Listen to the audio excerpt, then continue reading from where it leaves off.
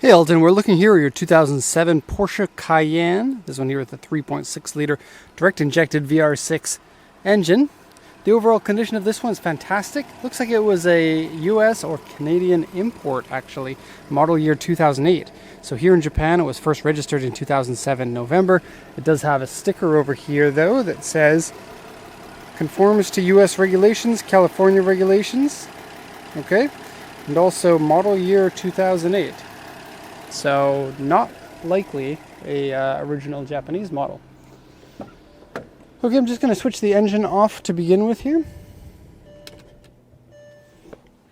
And I'm going to pop that key out and I'm going to put it in my pocket because there was an issue, and one of the only issues on the car, with the central locking system. After driving the car inside it, I couldn't open the door. Even if you press the button to unlock it, you had to actually manually unlock it with the key in the door cylinder in order to unlock the door. Okay, so the coolant and the oil are both fine with this. The oil, I couldn't really see the color very well, so it's maybe time to get that oil changed, but it looks like the coolant and the oil are probably both fine. The engine runs well. Close up the hood here for you.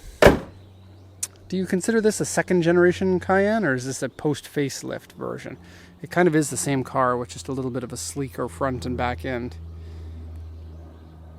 Okay, this one here is a 5-seater, which I think all of them are. This is on the same platform as the Touareg, which is also a 5-seater, and the Audi Q7, which was a 3-row 7-seater. Want to know something interesting?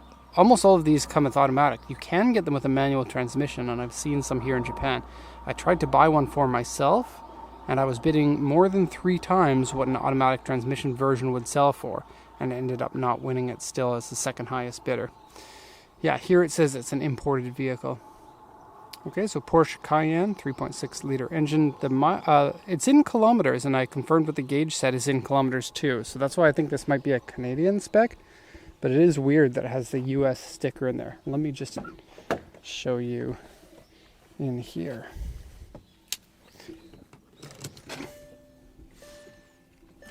Oh, it is in kilometers, but this is in miles. So yeah, definitely a US spec vehicle. Close that door. And we'll go back to this. So the sales points are sunroof, power rear door. You press a button and it opens it for you. Black leather seats, power seats, seats heaters, aftermarket Navi with TV and rear camera, sunroof, leather, airbag, power steering. It's a nice place to be inside one of these. They're great cars. Interior is animal hair, which I couldn't find, so I wouldn't worry about that. Interior dirty, headliner saggy. Again, I couldn't find the saggy headliner. There's a back liner here on the seat that has broken off. I'll talk about that more in a second. Okay, I can see some saggy headliner right here. It is very mild. I really wouldn't worry about that too much at all. The rest of it is fine. A little bit of damage to that. Let me just hop in a bit more. No, it's just a scratch. Okay. And this is sticky and a little bit worn away. There's a rubber coating that's on top of a lot of Euro cars that doesn't play nicely with the Japanese humidity. Okay, interior has glue marks and small scratches. I couldn't find anything about glue marks, but maybe I missed something. Interior small scratches. It has a cover to the back of the driver's side seat has come off. That's what I just showed you there. And then the bumper cover piece is missing. And a U3 over here. I'll just quickly show you those two things. So the bumper cover that's missing is the surround around the exhaust there. You can see it's naturally a gray plastic piece, and then it was broken because this section here is damaged and there are some flex cracks, so they backed into something. Okay, the U3 underneath here, and it's like a pretty tall vehicle. I don't know how you get a U3 here, but this section has been dented in. Oh, and actually down here a bit too. Okay. And not mentioned on the auction inspection sheet, there's a section here where they tried to polish a scratch out, but then cut down below the clear coat. Might be able to be successful with ceramic coat kind of product. I'm cleaning that up a bit. It does stand out as not glossy there. Okay, the rest of it's actually in pretty good condition. I'll do the once around here. Headlights are nice and bright. Okay, I don't really know enough about the front end of these to know if that's aftermarket or original or an optional front end. It does look a little bit sportier than what I'm used to. I think there's height control on this, so you can raise the height, but that might only be on some of the models. I'm not sure about this one. Front end and back end look a lot better with this redesign. This is Cayenne S on it, which I don't actually know what a Cayenne S is. As far as I know, you can get these with the 3.6 liter, and then there's like a 4.8? I don't know. And then twin turbo, so you can get like the Cayenne turbo. Now the 3.6 that's in this is a VR6 engine. It's like the Passat engine, the R36 Passat. Or kind of like the R32 Golf or the Golf GTI VR6 engine. It's a V engine with a single cylinder head, which is really cool. One of my favorite engines of all time, actually. It's the smallest engine that you can get on this, but on something like the Golf, it's the biggest, most powerful engine. I'm not sure exactly how much power you get out of it, but it's going to be somewhere around 300 horsepower, which should be well enough for this. Like, for example, the 3.2 liter version has 250 horsepower. And so add another almost half a liter of displacement, and maybe you get another 20 to 50 horsepower. It also has direct injection, which will give you a little bit more power because of that. Okay, so not really much in terms of damages. The black wheels look good. The tires are pretty much bald, so they need to be replaced. There's a little bit of a scuff here. Okay, the roof is good. The back over here, there's some damage. I already showed you that. The paint on this side is all very good. And then the trim pieces have gone a little bit cloudy. You can see here and here. I think you can remove that cloudiness with some sort of an aluminum product. I think this car and Audi's both have the very same kind of aluminum piping. BMWs have a similar one. Audis have a similar one. I would check to see if other people have experience with a certain product and see if you can use that. The tops of the door handles are also faded. Okay, getting in. Doors open nice and wide, making it really easy to get inside the car. Okay. Here's your FM something, MV, I don't know, your compliance label for the US. Seats are good.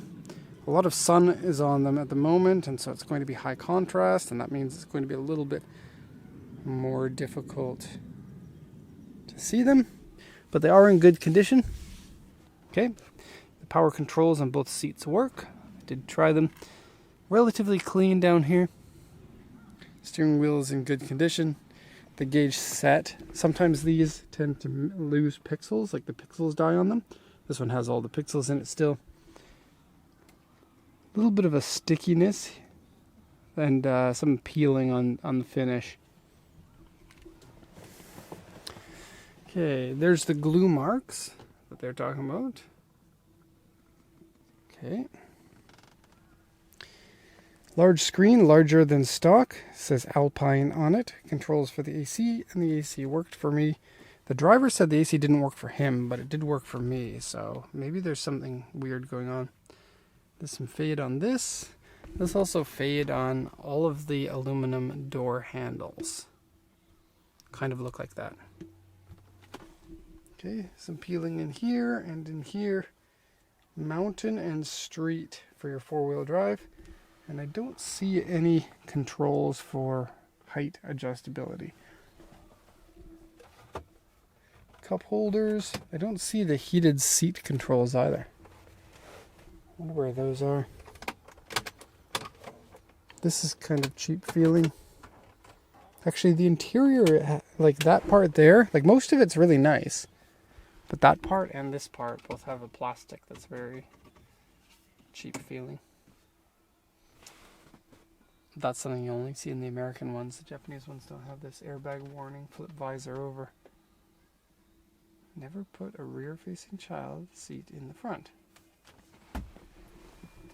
We've got a Nissan Leaf trying to come through. Okay, I'm stuck in here for a little bit, so yeah.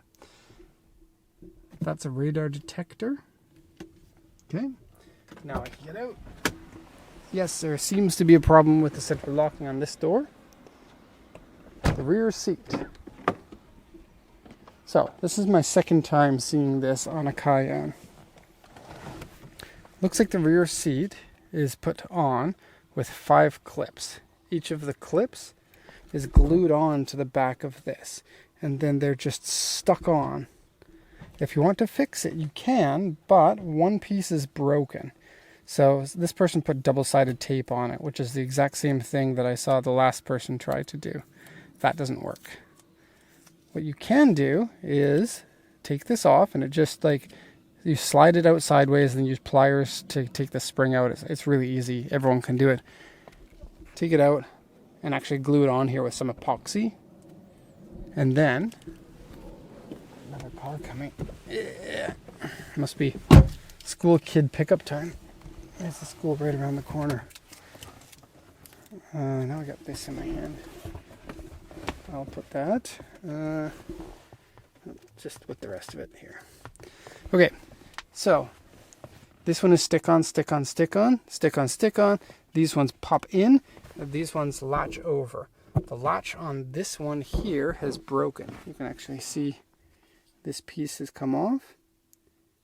You're probably okay with just one latch, or you can probably buy that latch online if you really want.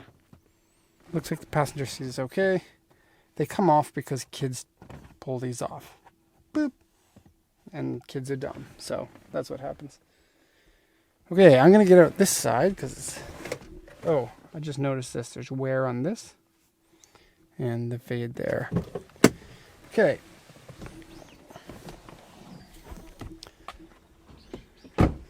The trunk.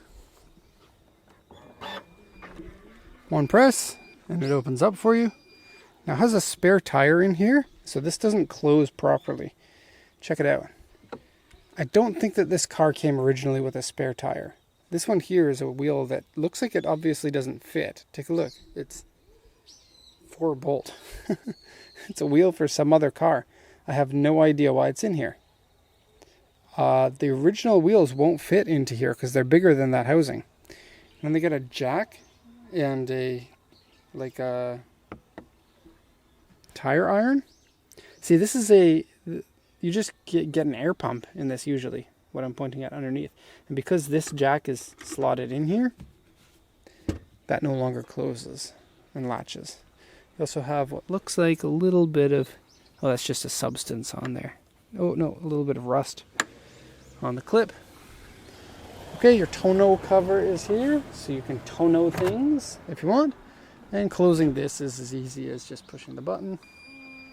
And there it goes.